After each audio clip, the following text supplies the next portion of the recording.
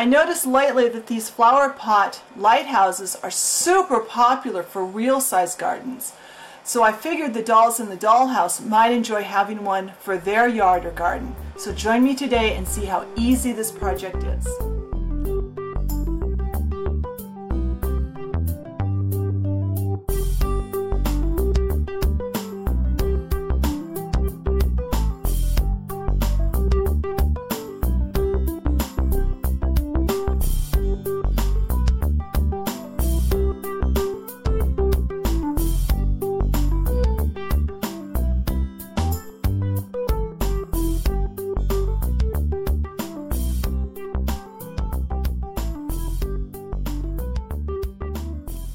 Alright, first let's look at our parts. I have a big wooden flower pot. I think this was marked 1 1/4 inches.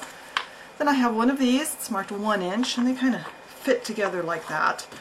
Then I have one of these small ones that, I think they're about a 5/8 inch, I don't remember for sure, but it fits on top. Then I've got this little cap piece that I'm going to put on for the very top. So it's going to go kind of like this. So let's get started painting. So I have some white paint. I'm going to start with white.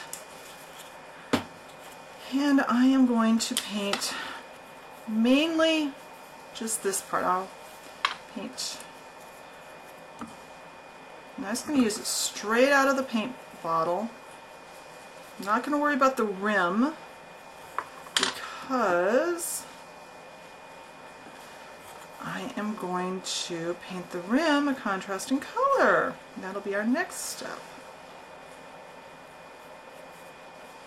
It's funny because no less than 6 of my friends in 1 week posted pictures either of ideas for making little lighthouse things for their gardens, for their real gardens, or pictures of ones they had made. And I thought, wow, they must really be what's in style this year because all these people are making them for their gardens. So why not let the people in our dollhouse have them too?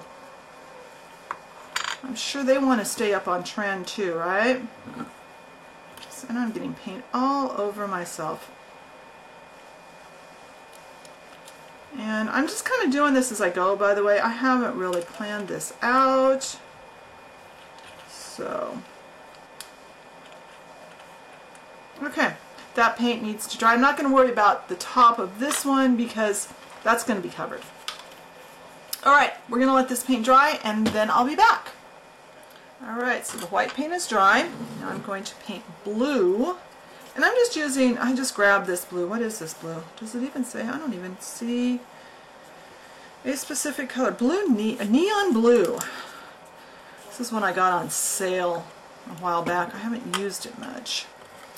And I'm just going to paint probably my fingers and hopefully these rims. Now I might want to do a second coat on this blue, and I'll do that off camera probably. I just want you to get an idea of what we're doing here. And it might cover. That's why I don't really like apple barrel paints very well, because they don't really cover.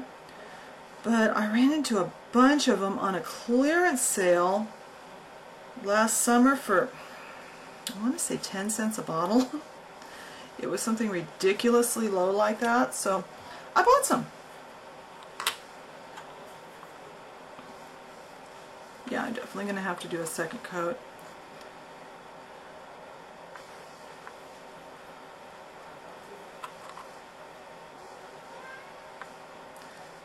But I can also be neater off camera, so you get the idea though. And I'll come back with this second coated.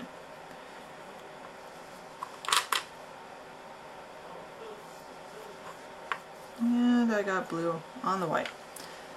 And the same thing on this one.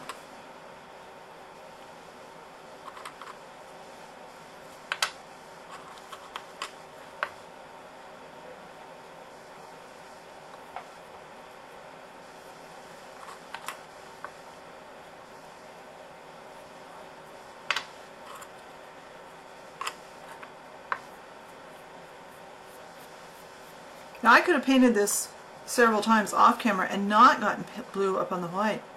But with the camera on, I got blue up there. Anyway, you get the idea. We'll come back to that. This little cap here, I am going to paint that little rim silver.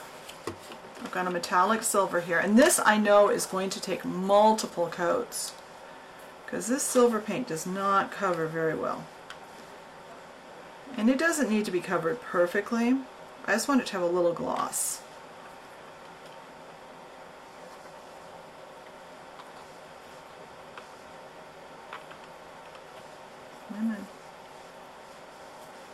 So that's going to be silver eventually. It's going to take a while.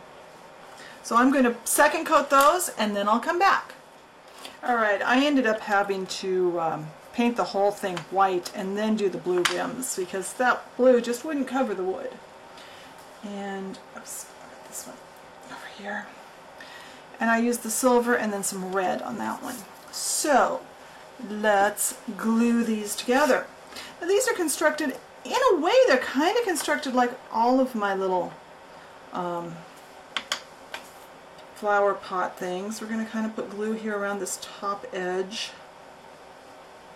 It would have been nice if these would have lined up, but it doesn't matter. I noticed online, the pictures online of the real ones were all kinds of combinations.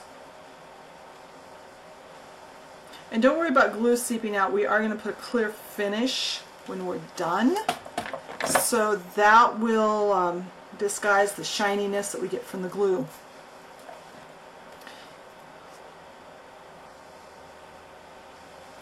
Now if you want to get really fancy, you can draw, you know, doors and windows and such on, but I'm going to let this dry. Make sure this is all straight and let it get dry, and when the glue is dry I'll come back and we'll look at this more closely. Glue is all dry now. Now obviously if you want to add more details you could draw in with a Sharpie marker or paint on some like windows and doors and details, but for the video and for this one I'm not going to bother with that. You can either use a spray finish, or today I'm just using just a satin varnish. It's sold near your craft paints. You can use any brand. And I looked through my paintbrushes. I found the softest paintbrush I could find. I find that varnish works best if I use a really soft brush. The stiffer brushes tend to leave marks in it. It kind of self-levels when you use a soft brush. I'm just going to coat this, and I'm only going to put one coat on.